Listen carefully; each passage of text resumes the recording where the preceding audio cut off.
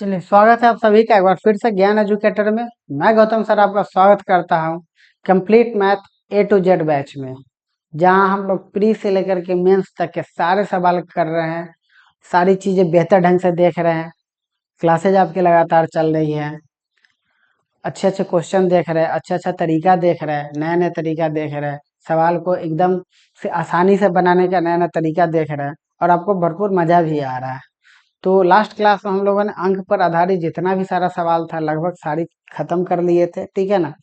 और आज हम लोग किसी नया टॉपिक के साथ, किसी नया टाइप के साथ आ रहे हैं, और देखेंगे कि कैसे क्या सारी चीजें चल रही है। हम आपको एक बात बता दे रहे हैं कि देखिए, काफी सारा ऐसा चैप्टर है जो अभी तक आप लोगों ने खत्म कर लिया है। जैसे आपका टाइम एंड वर्क खत्म हो गया, पाइप एंड सिस्टम खत्म हो गया, और आपका जो परसेंटेज है वो भी कुछ टाइप इतना हो गया है जो बन चुका है। तो अब आप क्या कीजिए, आप कहीं से भी बुक लीजिए, और बुक के माध्यम से बनाना शुरू करिए, या फिर नोट्स लीजिए, ठीक है। आ गए क्या? अच्छा, कोई बात नहीं ना, हम पूछे, हमको लगा कहीं ऑफिस में होंगे। ठीक है, ठीक है, हम ठीक है। तो ये बात है, तो क्या कर सकते हैं आप? तो बुक उठाइए, बुक से सारा सवाल बनाइए, जितना भी जो जो टाइप हम पढ़ा दिए हैं वो टाइप एकदम ढूंढ ढूंढ के क्वेश्चन बनाइए। और देखिए कि आसपास में अगर कोई बच्चा है वो आपसे आगे तो नहीं हो रहा है, कोई और तरीका से, बढ़िया तरीका से तो नहीं बना पा रहा है। अगर ऐसा बात है तो जरूर हमसे बात करिए, जरूर चीजें कीजिए, तब जा करके आप जब तक हर एक बच्चा से अपने आप को कम्पिटिट नहीं कीजिएगा तब तक आपका रिजल्ट नहीं होगा।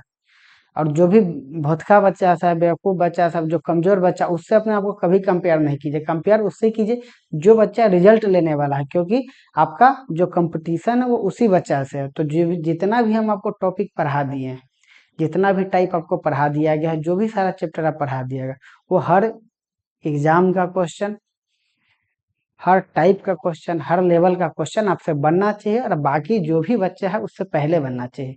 तब जा करके आपको फायदा होने वाला है, ठीक है। तो चलिए, आते हैं हम लोग आज एक बेहतरीन कॉन्सेप्ट के साथ और एक बेहतरीन सवाल के साथ, ठीक है। आइए देखते हैं।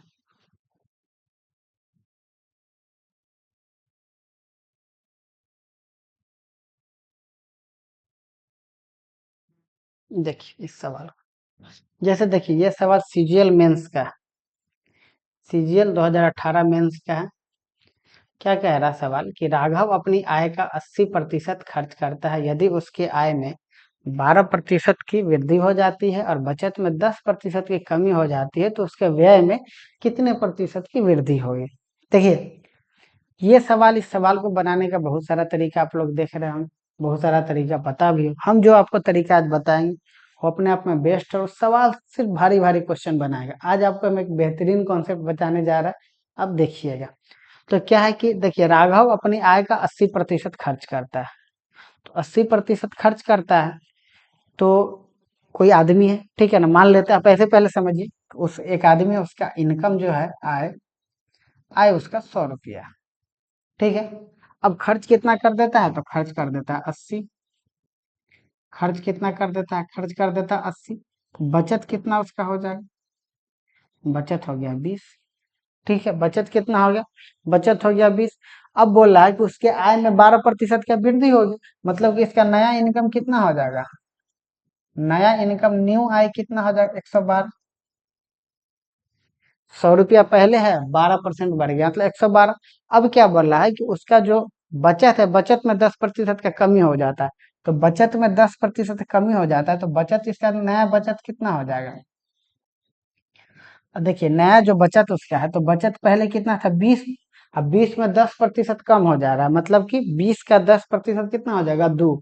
यानी कि नया बचत उसका कितना हो जाता है? नया बचत उसका हो जाएगा 18। 18 बचत हो गया। तो इनकम कर रहा है 112 रुपया, बचत कर रहा है 18 रुपया, तो खर्च कितना कर रहा होगा? खर्च वो कर रहा होगा 8 4 12, 10 में से गया 9, 94, ठीक है। 12 से 12 100, 100 में से 6 गया 94। अब देखिए, खर्च पहले उसका कितना था? 80 रुपया, अब कितना हो रहा है? 94 रुपया। तो कुछ तो कमी बेसी होगा, तो कितने का वृद्धि हो गया? तो खर्च में वृद्धि हुआ उसका 14 का।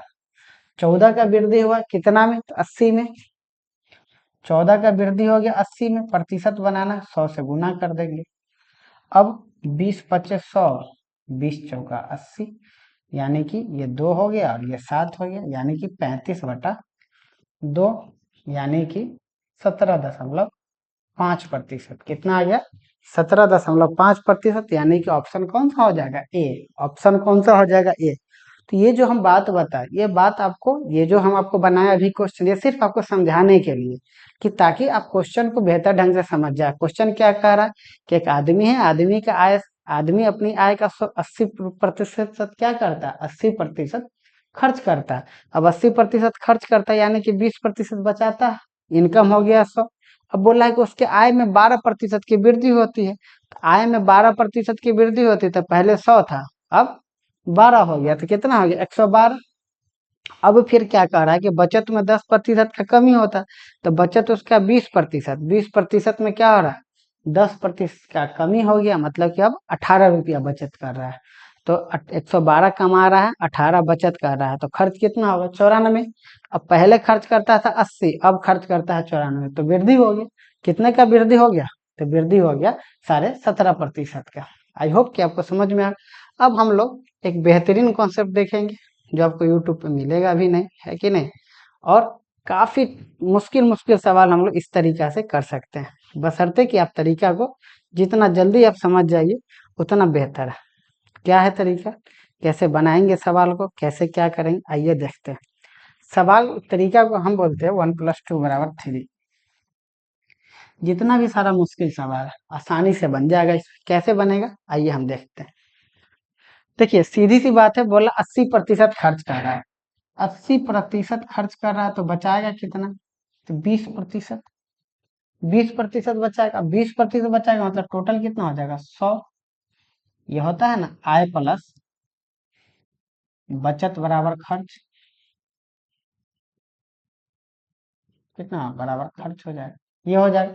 अब 80, अब इसको हम क्या करते हैं? रेशियो में बना लेते हैं, तो ये हमारे पास कितना आ जाएगा? 4+1=5। आ गया। एकदम बेहतरीन कॉन्सेप्ट है, आपको मिलेगा भी नहीं कहीं, आप इसको बस यूज टू हो जाएगा। भारी से भारी, मुश्किल से मुश्किल सवाल देखिएगा कि हम अभी से लेकर जब तक आपका गणित चलता है, हम कितना सारा सवाल इस क्वेश्चन पे बनाते हैं। ठीक है। अब देखिए 4+1=5। अब देखिए हमको क्या बोला है कि आय में 12% का वृद्धि हो रहा है, तो वृद्धि हो रहा है तो हम क्या करेंगे? वृद्धि कर देते हैं, वृद्धि हो रहा है इसलिए +12%। ठीक है, सीधी सी बात है। एक बात देखिएगा, तीनों का यूनिट बस सेम रखना है। ठीक है ना, तीनों का यूनिट, अगर यहाँ बोलने वाला तो बोलने वाला, नहीं बोलने वाला नहीं बोलने वाला नहीं बोलने वाला, ratio ratio ratio, percentage percentage percentage. ठीक है। अगर आप दोनों जगह रेशियो देते तो यहाँ जो वैल्यू आएगा वो भी किसका आएगा? रेशियो में ही आएगा। अब क्या बोल रहा है कि बचत में क्या बोला? 10% का कमी हो रहा है, तो बचत में 10% का कमी, तो -10% कर दी। यहाँ भी प्रतिशत, यहाँ भी प्रतिशत, इसका नहीं पता है, इसको एक्स मान लीजिए। क्लियर। अब यहाँ से सॉल्व कीजिए, सॉल्व कीजिएगा तो क्या आ जाएगा? ये आ जाएगा आपका 4x - 10 बराबर है 60। एक्स बराबर कितना आ गया? 70/4, यानी कि 35/2, यानी कि 17.5 प्लस 17.5%। चूंकि प्रतिशत सब लिए हैं तो प्रतिशत है, और चूंकि प्लस में आया इसीलिए हम बोलेंगे कि क्या हो गया? वृद्धि हो गया। तो कितना बेहतरीन सा कॉन्सेप्ट है और लाजवाब कॉन्सेप्ट है, आप इसको सीखिए और मजा लीजिए कि चुटकी में इस सवाल को बना। इस तरह का जितना भी सारा सवाल है, और इस कॉन्सेप्ट पे बेहतरीन बेहतरीन प्रॉफिट लॉस का सवाल बनेगा, आपका सीए हर चैप्टर का सवाल बनेगा, आपका एवरेज में आपको काम आएगा। तो इतना बेहतरीन कॉन्सेप्ट है, तो आप इसको बस सीखिए और बस बवाल मचे। ऐसा कॉन्सेप्ट आपको फिर मिलने वाला नहीं है। ठीक है, नोट कर लीजिए, आपको सीजीएल मेंस का सवाल, सिर्फ मेंस का सवाल इससे बनेगा, छोटा मोटा सवाल में ये यूज नहीं होता है। ठीक है, तो यही सारी बात है, बेहतरीन कॉन्सेप्ट, आप आराम से बनाइए, बस उड़ाते रहिए। ठीक है, आगे बढ़ते हैं हम लोग। देखिए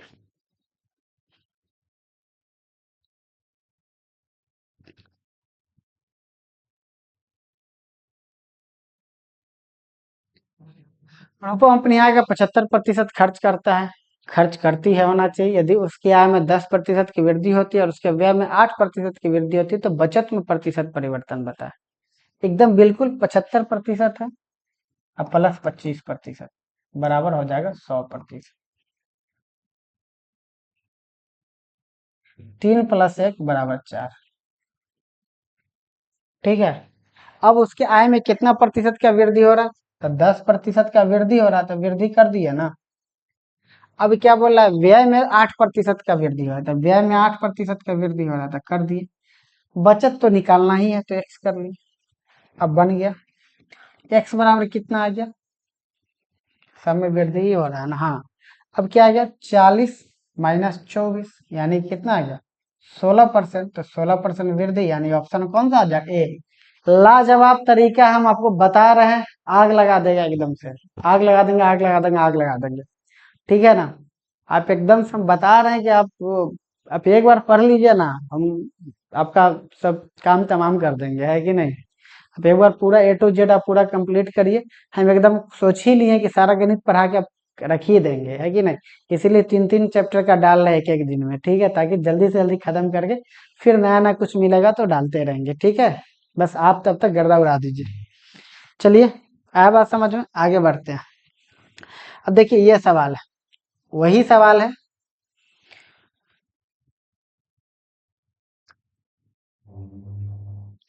वही सवाल है।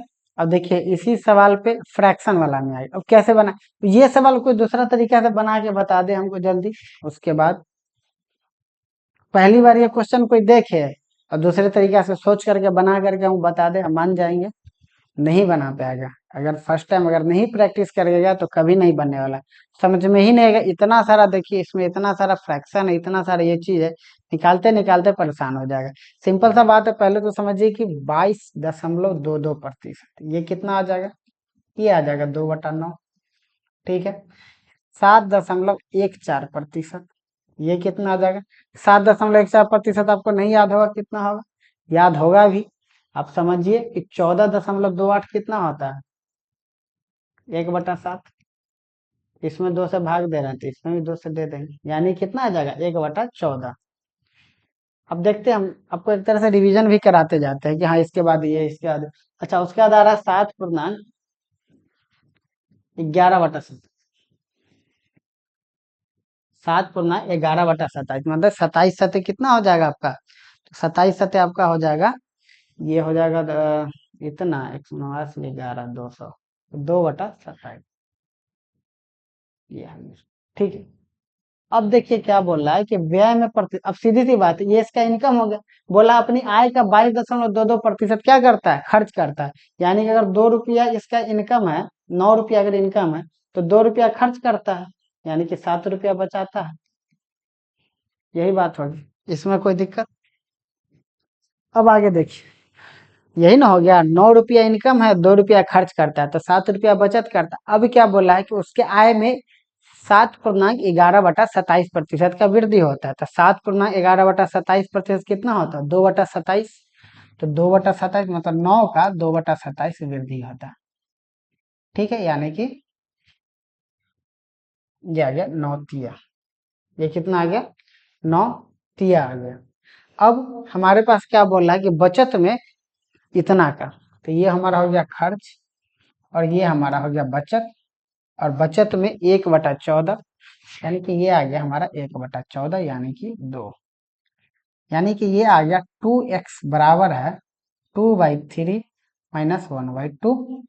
2 दूना 4, 4 में से गया 3, यानी कि कितना आ जाएगा, ये आ जाएगा आपका 1/6, 1/6 आ गया। x बराबर कितना आ जाएगा, 1/6 × 2, यानी कि 1/12। तो अब आप क्या बोलिएगा, सर 1/12% हो गया, 1/12% तो है ही नहीं। आपको याद होगा, हम आपको समझाए कि जब ये फ्रैक्शन दिए तो ये भी वैल्यू जो आएगा वो किस में आएगा, फ्रैक्शन में ही आएगा, रेशियो में ही आएगा। तो 1/12 इसको प्रतिशत में बदलिए, कितना आ जाएगा 8.33%, यानी कि ऑप्शन कौन सा आ जाएगा, सी। एकदम हम बता रहे हैं, ये लाजवाब क्वेश्चन है ना।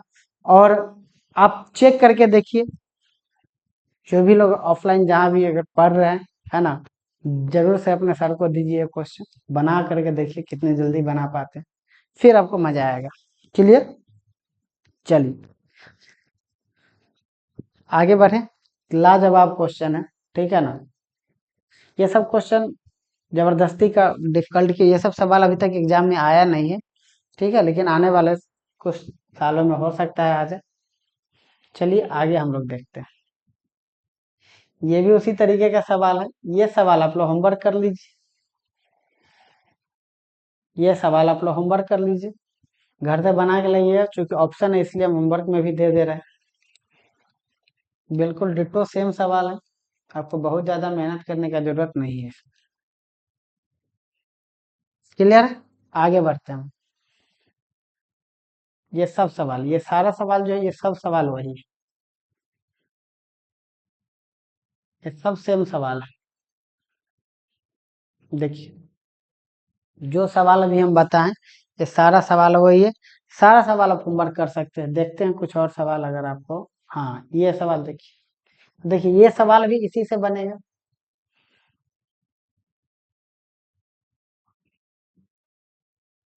एक गांव में वृद्ध पुरुष और वृद्ध महिला का अनुपात दिए हुए।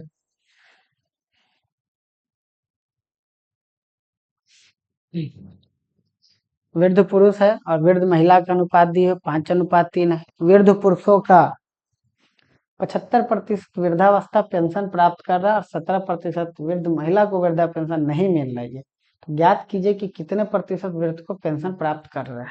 देखिए, अब देखिए 5 है और 3 है, तो सीधी सी बात वैसे ही पकड़ेंगे, 5 + 3 = 8। यानी कि ये हो गया शहर का टोटल जनसंख्या होगी, ये हो गया पुरुष, ये हो गया महिला। अब हमसे पूछ रहा है कि वृद्धा पेंशन प्राप्त कर रहा है, तो वृद्धा पेंशन प्राप्त कितना कर रहा है? पुरुष का कितना कर रहा है? 75%, तो 5 का 75%। अच्छा, प्लस 3 का देखिए, 3 में बोला 17% वृद्ध महिला वृद्धा पेंशन नहीं मिल रहा, तो नहीं मिला तो मिल कितना रहा होगा? तो मिल रहा होगा इसको 83%। ठीक है, तो टोटल 8x। क्लियर? कुछ नहीं करना है, सीधी सी बात बोल रहा है, हमसे पूछ रहा है कि कितना लोग है जिसको वृद्धा पेंशन मिल रहा है। तो वृद्धा पेंशन कितना को मिल रहा है? 75% को। नहीं कितना को मिल रहा है?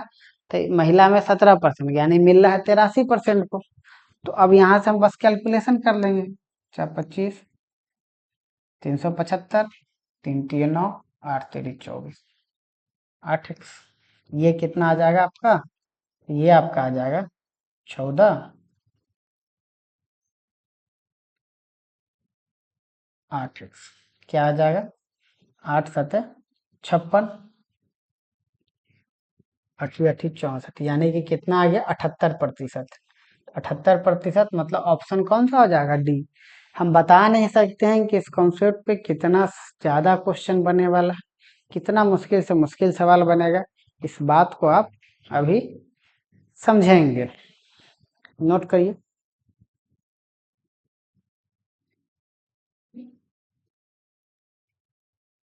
आगे बढ़ते हैं हम लोग।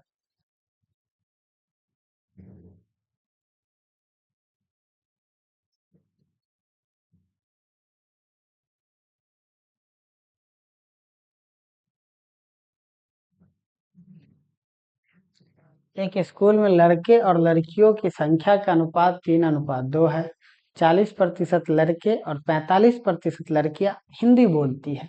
कुल छात्र का हिंदी बोलने वाले छात्रों का प्रतिशत ज्ञात कीजिए। अच्छा, हमसे क्या पूछा जा रहा है? हमसे पूछा जा रहा है हिंदी बोलने वालों का प्रतिशत। तो हिंदी बोलने वालों का प्रतिशत पूछ रहा है, जबकि हमको दिया हुआ क्या है? हमको दिया हुआ भी है हिंदी बोलने वाले। बहुत आसान सा सवाल। 3 + 2 = 5। ठीक है, 40% लड़का हिंदी बोलता है और 45% भी बोलती है। हमको लग रहा है कि इस क्वेश्चन में शायद हिंदी नहीं बोलने वाला का प्रतिशत पूछा जाता है। चलिए, जो क्वेश्चन हम उसी हिसाब से बनाते हैं। 90 = 5x, यानी कि कितना आ गया? ये आपका आ गया 210/5x, यानी कि x बराबर कितना आ गया? 210/5, यानी कि 5×20 = 42%। इसमें नहीं पूछा जाता है और ऑप्शन आंसर कितना हो जाता है? 58% हो जाता है। हमको अच्छे से ये क्वेश्चन याद है कि इसमें नहीं अंग्रेजी नहीं हिंदी नहीं बोलने वाला का प्रतिशत पूछा जाता है, और 100 में से घटा करके हम लोग 58 कर लेते, या फिर वहीं से चेंज कर देते, यहीं से 40 का 60 कर देते, 45 का 55 कर लेते हैं। चलिए, यही सब है। इस एक कॉन्सेप्ट पे देखिए हम लोग कितना सारा सवाल देख रहे हैं। चलिए, नोट करिए। कमेंट जरूर किया कीजिए, हम बार बार आपको बोलते हैं, अगर आप कमेंट कीजिएगा तो पता हमें भी चलेगा कि पढ़ाई जो चल रही है वो एक्चुअली में सही जा रही है, सही तरीके से हो पा रही है या नहीं हो पा रही है। ठीक है, तो यही सारी बात। तो चलिए, इसके साथ ही ये कॉन्सेप्ट आपका खत्म होगा। चलते हम मिलते हैं फिर अगले क्लास में। तब तक के लिए बहुत बहुत धन्यवाद। आप देखते रहिए ज्ञान एजुकेटर और सारे सवाल करते रहिए। ठीक है, बाय।